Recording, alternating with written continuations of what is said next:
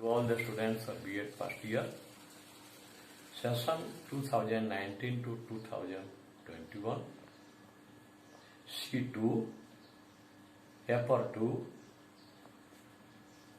और Chapter V2, normative vision of Indian education, भारतीय शिक्षा का मानक उन्मुखीकरण, लेक्चर नंबर 10। इसमें मुख्य बिंदु है आर्थिक विकास। तो आर्थिक विकास का अर्थ पर पहले हम लोग थोड़ी चर्चा करेंगे। आर्थिक और विकास दो शब्दों से मिलकर के आर्थिक विकास शब्द बना है। आर्थिक शब्द जो है वह अर्थ से बना है। अर्थशास्त्र में अर्थ का अर्थ होता है धन। अर्थशास्त्र में दो क्रियाएं होती हैं, आर्थिक क्रियाएं और अनार्थिक क्रियाएं। आर्थिक क्रियाएं वे क्रियाएं हैं जिनसे धन प्राप्त किया जाता है। अनार्थिक क्रियाएं वे क्रियाएं हैं जिनसे धन प्राप्त नहीं होता है। तो आर्थिक विकास का अर्थ हुआ, किसी राष्ट्र के आर्थिक विकास से मतलब है कि राज्य के सकल घरेलू राष्ट्रीय उत्पाद में वृद्धि। यहां पर एक चीज ध्यान देने लायक है कि किसी राष्ट्र का सकल घरेलू राष्ट्रीय उत्पाद यदि ज्यादा है, वहां के लोगों का जीवन स्तर ऊंचा है, वे अपनी सभी आवश्यकताओं की, समसामयिक आवश्यकताओं हो या मूलभूत आवश्यकताओं उसकी पूर्ति कर लेते हैं, तो उसको हम आर्थिक रूप से विकसित राष्ट्र कहते हैं। यदि कोई राष्ट्र ऐसा है जिसका जो सकल घरेलू राष्ट्रीय उत्पाद भले ही ऊंचा है, लेकिन उस राष्ट्र के नागरिकों का जीवन स्तर निम्न है, तो उसको हम आर्थिक रूप से विकसित राष्ट्र नहीं कहते हैं। किसी भी देश में रुपये का अवमूल्यन हो जाता है, डिवैल्यूएशन हो जाता है किसी कारणवश, लेकिन नागरिकों के जीवन स्तर में कोई परिवर्तन नहीं होता है और वे अपनी सभी मूलभूत और सामयिक आवश्यकताओं की पूर्ति कर लेते हैं, तो अभी उस राष्ट्र को हम आर्थिक रूप से विकसित राष्ट्र कहते हैं। दूसरा प्रश्न इसमें आर्थिक विकास में शिक्षा दूसरी बिंदु है। शिक्षा का आर्थिक विकास से अन्योन्याश्रय संबंध है। बिना शिक्षा का आर्थिक विकास की कल्पना भी नहीं की जा सकती है। शिक्षा आर्थिक विकास को कई रूपों में प्रभावित करती है। पहला, यह एक प्रकार का पूंजी निवेश है, कैपिटल इन्वेस्टमेंट है। शिक्षा प्राप्त करने के लिए हम पूंजी निवेश करते हैं, जिससे राष्ट्र के उत्पादन में भी वृद्धि होती है और व्यक्ति जो उस शिक्षा में निवेश करता है उसको भी प्रत्यक्ष या अप्रत्यक्षतः लाभ होता है। दूसरा, शिक्षा द्वारा तकनीकी क्षेत्र में क्रांति लाई जा सकती है। प्रबंधन के क्षेत्र में, इंजीनियरिंग के क्षेत्र में, मेडिकल के क्षेत्र में, अध्यापन के क्षेत्र में केवल शिक्षा ही है जिसके द्वारा क्रांति लाई जा सकती है। सी है ग्रामीण क्षेत्रों में समृद्धि लाया जाना। शिक्षा के द्वारा ग्रामीण क्षेत्रों में समृद्धि लाई जा सकती है। हम जानते हैं कि ग्रामीण क्षेत्रों का मुख्य पेशा कृषि है, पशुपालन है।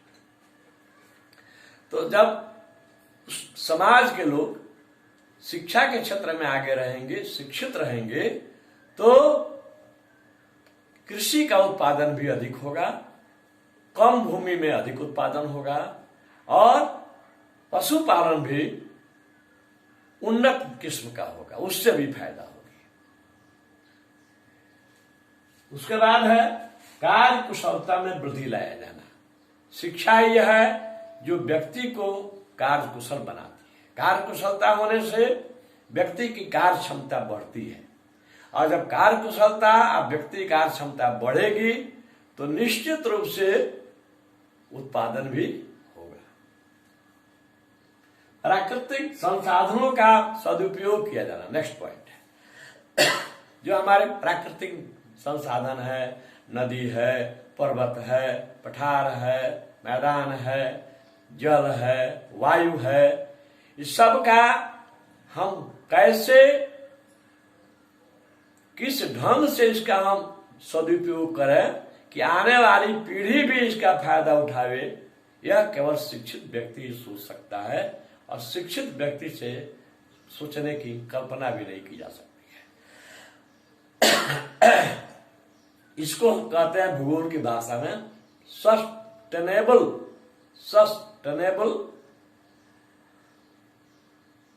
न्यूट्रिशन, पोषण।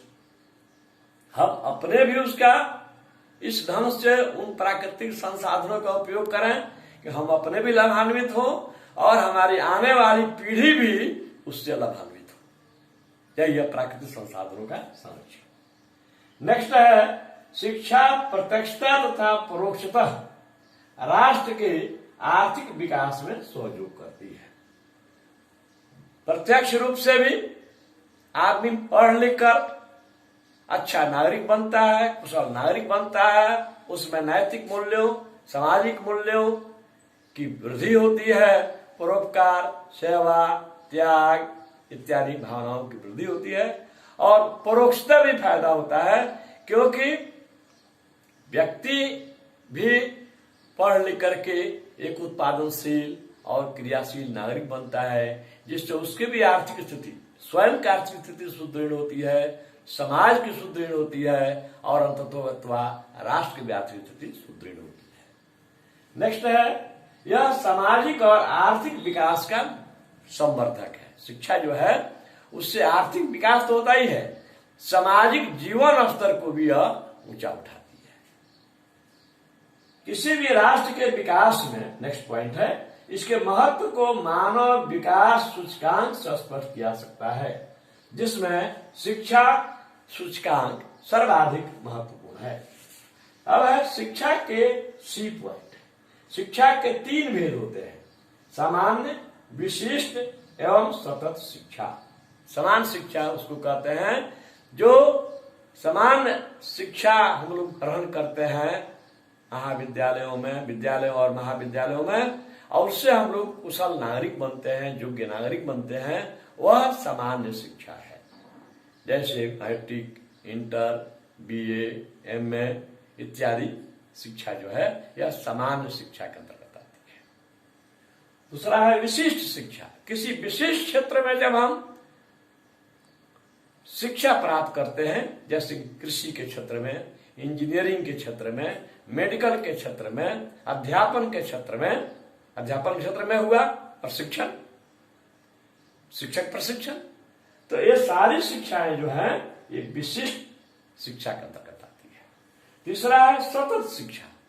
शिक्षा जो है हम जानते हैं जीवन पर्यंत चलने वाली प्रक्रिया है, पलने से लेकर कब्र तक, फ्रॉम क्रेडिल टू ग्रेव यह शिक्षा चलती रहती है, अंतिम सांस लेने तक शिक्षा अर्जित होती रहती है। शिक्षा एक विनियोग है, इन्वेस्टमेंट है। इससे क्या होता है कि बालकों की तत्कालीन तुरंत जो आवश्यकताएं हैं उसकी पूर्ति होती है। दूसरा है शिक्षा व्यक्ति को अधिक कुशल बनाती है और अधिक धनोपार्जन के योग्य बनाती है, वो अधिक धन प्राप्त करता है उचित माध्यम से।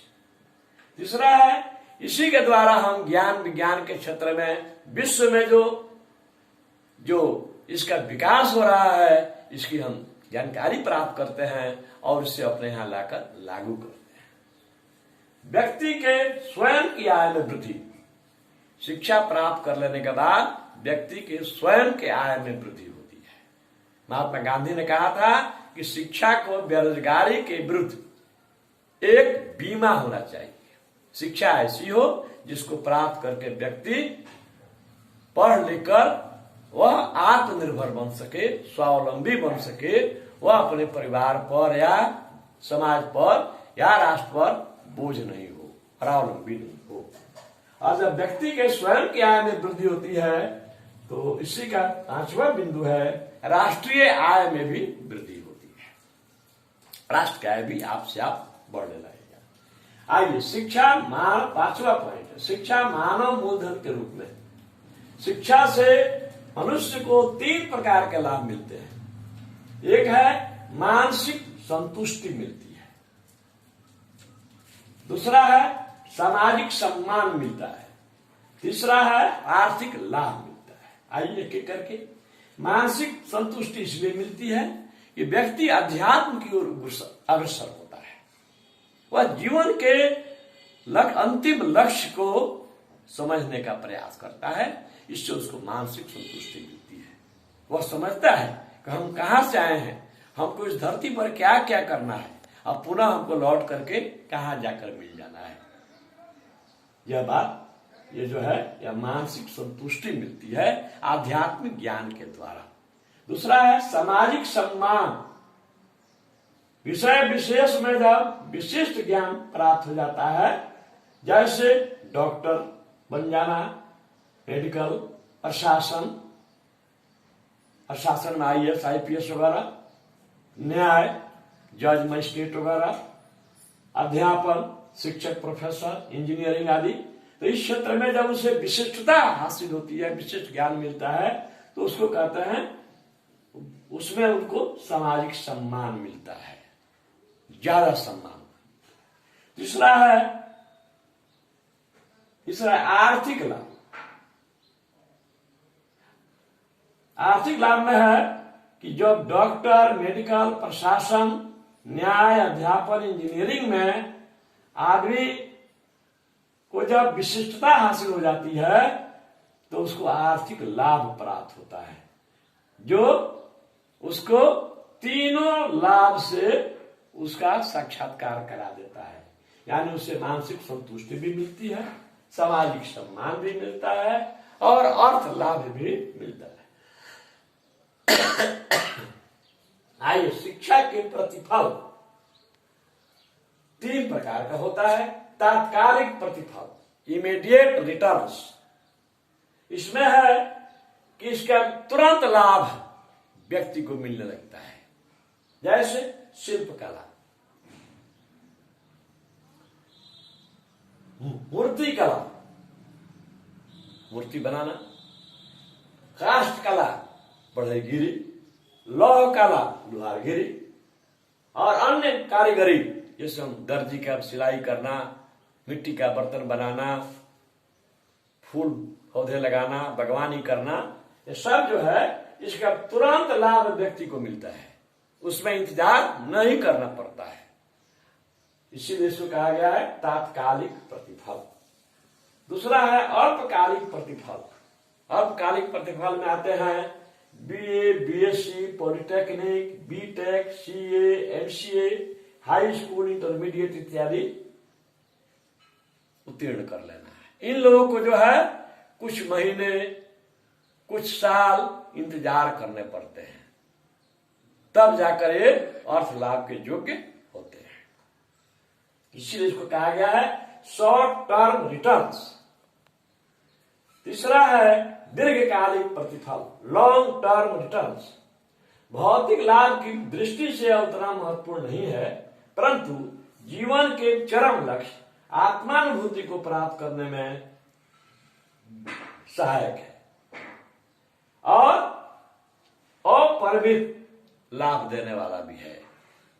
जैसे विज्ञान के क्षेत्र में न्यूटन, साहित्य के क्षेत्र में टैगोर, अभिनय के क्षेत्र में अमिताभ बच्चन इत्यादि जो हैं दीर्घकालिक प्रतिफल के सुंदर उदाहरण है।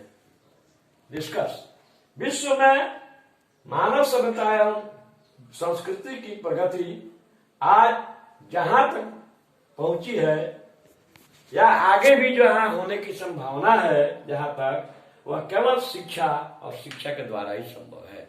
शिक्षा अगर हटा दिया जाए तो मानव और पशु में कोई अंतर नहीं है, क्योंकि आहार, निद्रा, मैथुन ये सब कार्य पशु भी करते हैं।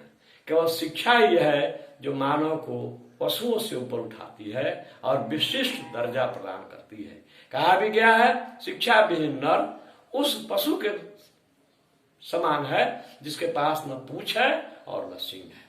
धन्यवाद।